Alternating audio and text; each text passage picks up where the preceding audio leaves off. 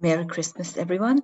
I'm recording this video on the 23rd of December, a day before Christmas Eve. In Hungary, Christmas Eve is the big definitive festival. That is when basic families get together and loved ones celebrate together. It's usually in the evening, and we light candles and we sing songs, and of course we pray. Those who are religious, at least, they pray. And the Uranus-Saturn square, fixed square, which was this year's main definitive world aspect, becomes exact for the third time exactly on Christmas Eve, on the 24th. According to London time, it's at 7 in the morning, 7:17, something like that in the morning, so quite early. And I created a document, of course, and I'm going to show it to you what this space-time moment carries, because it may affect your celebration and the whole family. Because whenever a word aspect becomes exact, that is when it's the most potent. And Saturn and Uranus have a very interesting dance. I don't remember seeing this anywhere else, but I did notice, although they have, at the first glance, they have nothing in common as far as their orbit goes. Uranus has an 84-year orbit, Saturn has a 29.5-year orbit. Saturn changes signs every 7 years, and every 2.5 years. Uranus changes signs approximately every 7 years. So at first glance, you don't see any similarity, any rhythm, any pattern in their dance around themselves and each other, but there is. And actually, the reason why I looked into this was because whenever I was teaching synastry, I realized that every 7 years there's not just a potential to stop seeing each other and the whole thing is going to disintegrate, but also there's also a potential to change. And even laymen sometimes realize that every 7 years the marriage has difficulty, they need to reconcile, there's a hardship that needs to be tackled. And some couples are able to do that and some couples just fall apart. And when I looked into that, it was not just Saturn. Of course, the obvious thing was, yes, of course, Saturn has a square every 7 years. It makes a square or an opposition, so a hard aspect to itself. So obviously there is a 7-year pattern. But then I realized that, but some marriages and some relationships are actually able to renew. Why is that? Saturn is not renewal.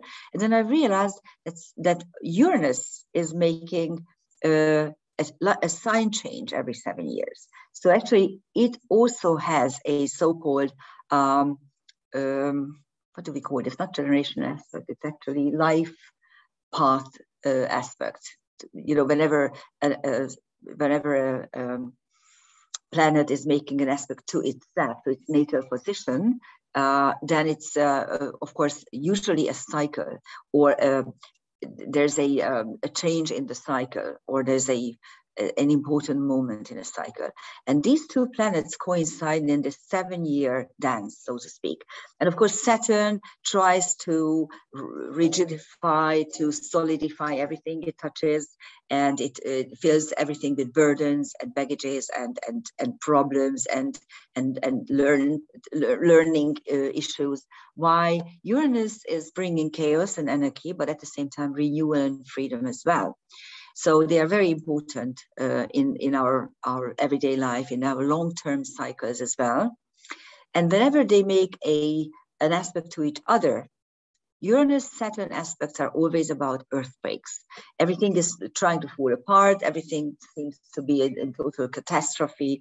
And Saturn is trying to hold on to whatever is still rectifiable or rescuable. And Uranus just doesn't care what's going on. but it blows up. It will blow up everything it can.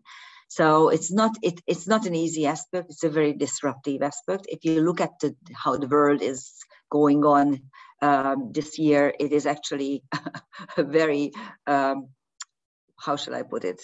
It's not in a good state, to say the least. And on the 24th, on Christmas Eve, we again have this very disruptive Uranus Saturn square, fixed square, for the last time. And it's important to realize or remember that Saturn is still ruled by Uranus, because Saturn is currently in Aquarius, in Uranus's sign. I prepared a little Word document for you. It's easier. I think that's the easiest way for me to talk about it. And hopefully I'm not going to blow this up. Yes, I did, because I forgot to collapse the ribbon. Here you are. Then you have more time to, more space to look at the chart. So here's the chart, the exact Saturn-Uranus square.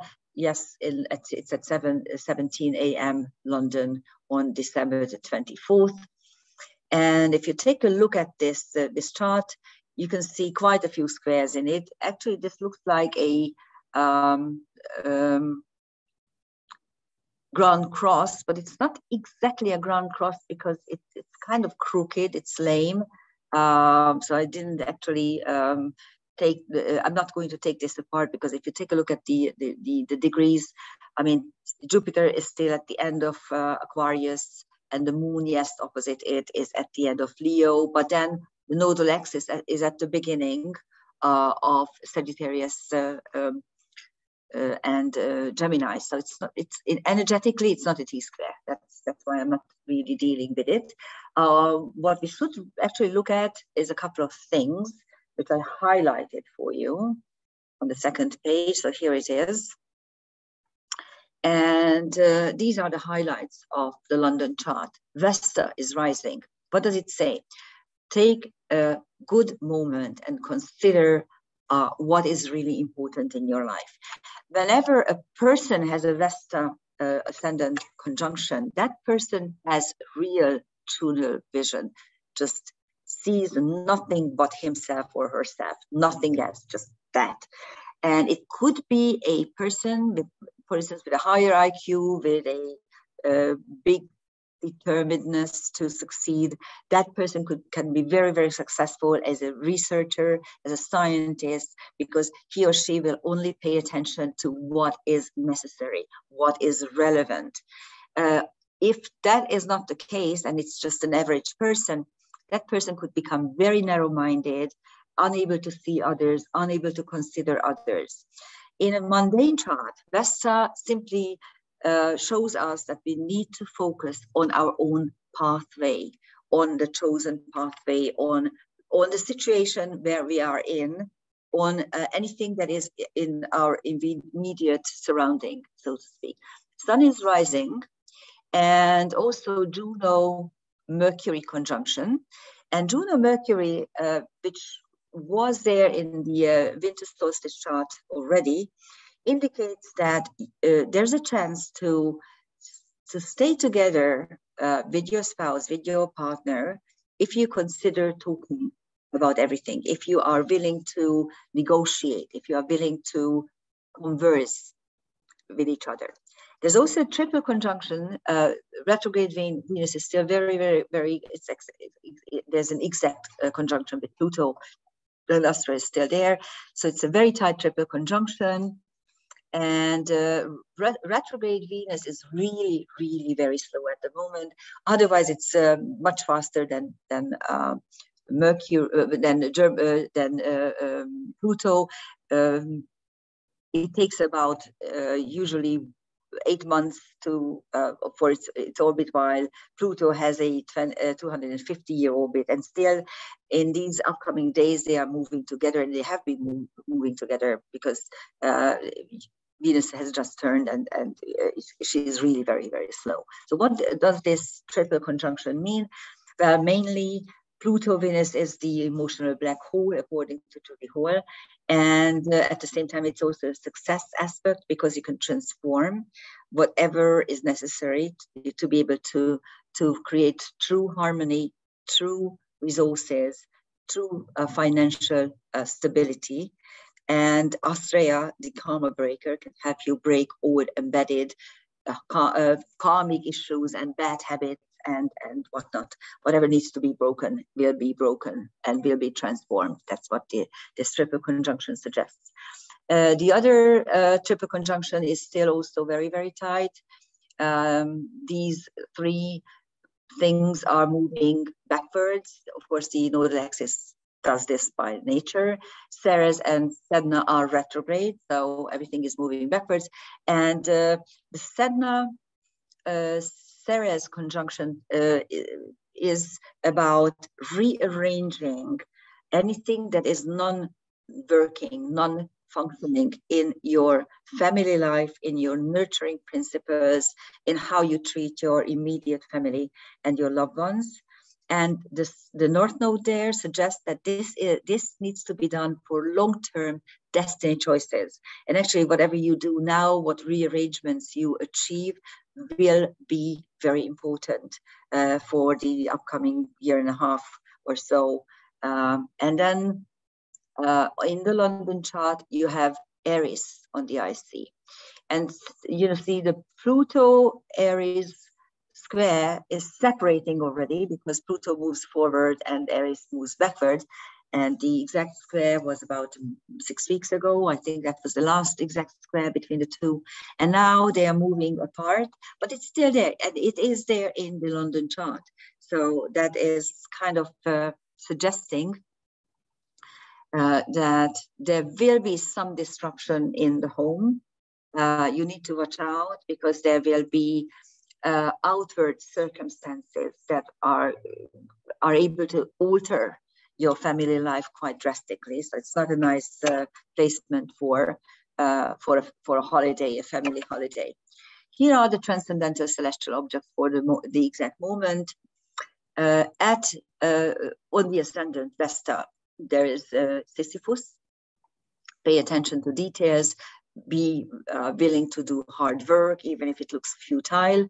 The sun is conjunct Virakosha, the white man who helped the Indians to recreate whatever they needed to in order to have a good agriculture.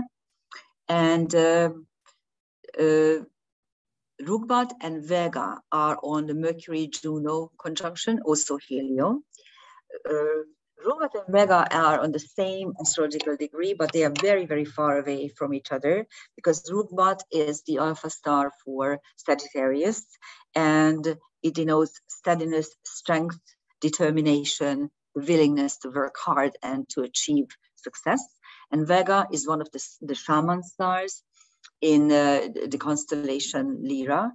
And first of all, it is linked to the Orphic mysteries, but also to the healing energies of music. So those are there. And on Mercury, you have Helio, which is the sun god Helios's archetype. So it's just shining and energy. On the Venus-Pluto conjunction, we find Merlin, the sorcerer or the magician. On Saturn, there's still the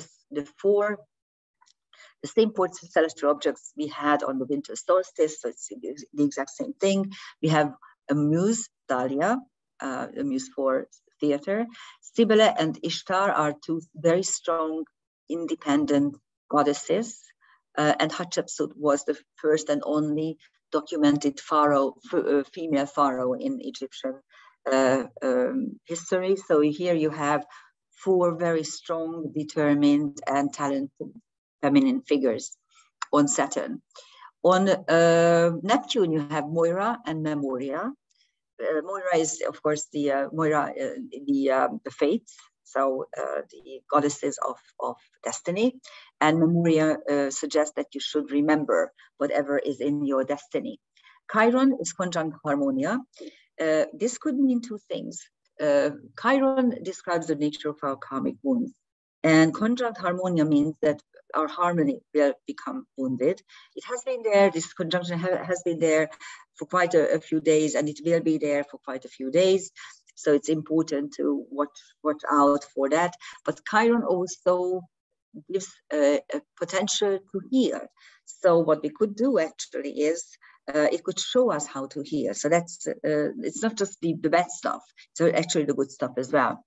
And then the Aries IC conjunction is something that I don't like at all. But what can we do? Sometimes we have to put up with stuff that we don't want.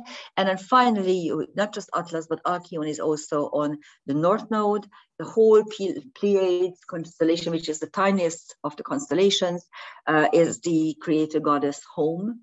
The homeland of the creator goddess. And so the nodal axis linked to this particular constellation is very, very strong.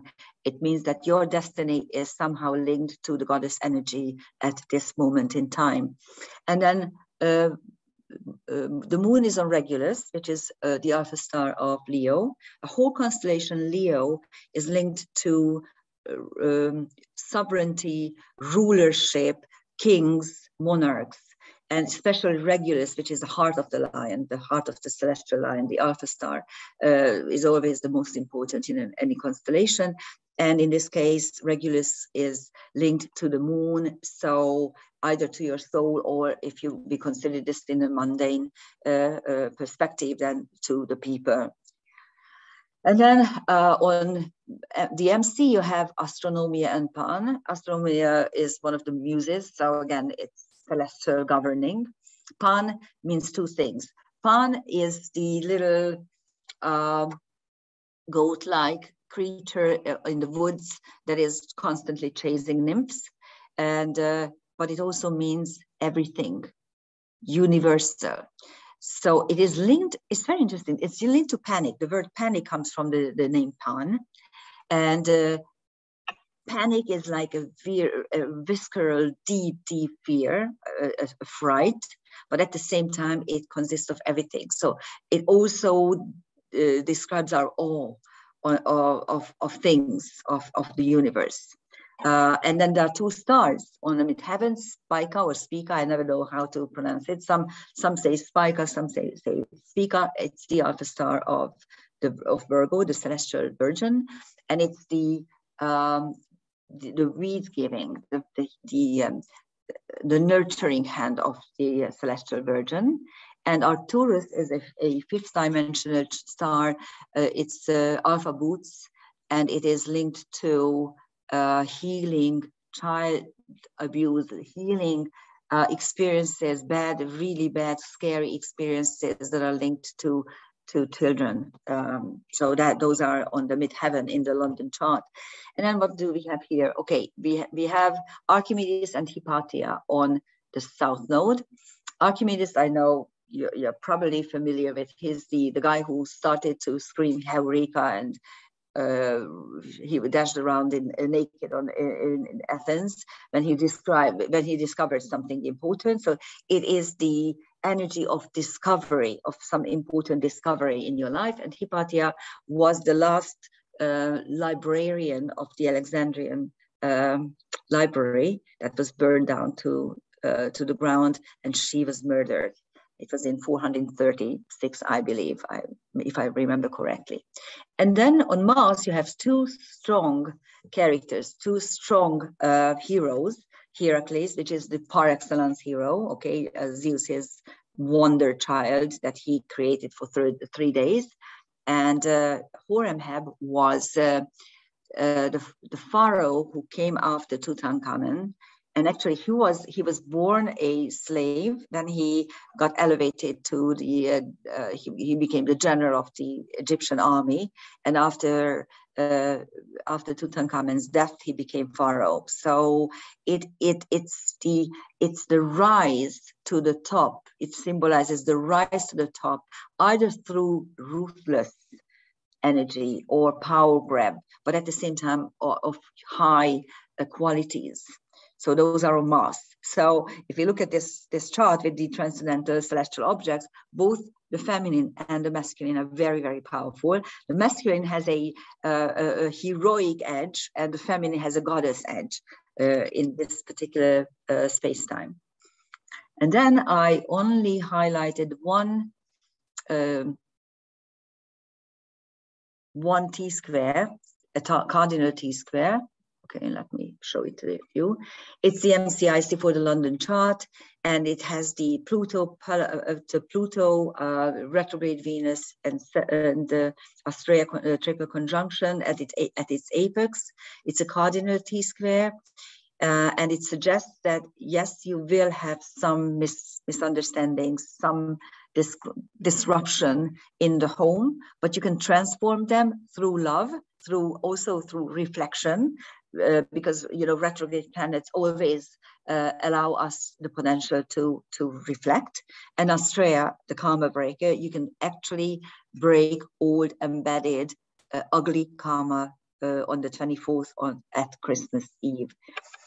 I wish you a happy Christmas. Love and light be with you, and thank you for listening. Bye-bye.